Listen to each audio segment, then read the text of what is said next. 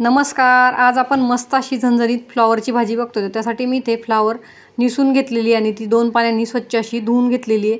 इथे मी काही मसाला भाजून घेतलेला आहे. त्यासाठी कांदा मी अगोदर गॅसवर काळसर भाजून घेतलेला आहे. नंतर तो आपण तेल टाकून भाजून घेतलेला आहे.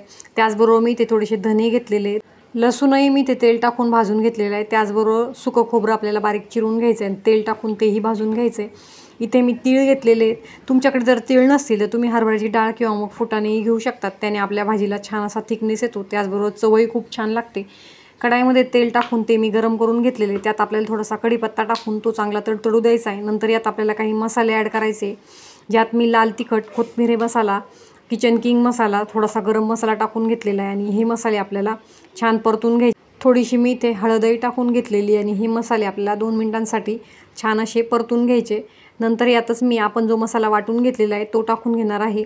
ही जी भाजी आहे ती चपाती किंवा मग भाकरीबरोबर छान लागते, पण त्यातल्या त्यात बाजरीच्या भाकरीसोबत किंवा मग ज्वारीच्या भाकरीसोबत ही जी भाजी आहे ती खूप छान लागते.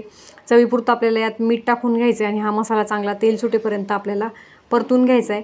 नंतर आपण जी फ्लॉवर धुवून घेतलेली आहे ती यात टाकून घ्यायची आणि संपूर्ण मसाल्यामध्ये आपल्याला ती व्यवस्थित मिक्स करून घ्यायची आहे. तुमच्या आवडीनुसार तुम्ही यात पाणी टाकून घ्यायचे, म्हणजे तुम्हाला ग्रेव्ही किती हवी त्यानुसार तुम्ही यात पाणी टाकून घ्यायचे.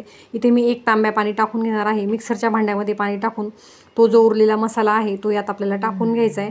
झाकण ठेवून 10 मिनिटांसाठी ही भाजी आपल्याला मंद आचेवर शिजून घ्यायची. कुठलीही भाजी मंद आचेवर शिजवल्यानंतर तिची चव खूप छान लागते. बघा किती छान अशी तरी येऊन आपली फ्लॉवरची भाजी इथे बनवून तयार आहे.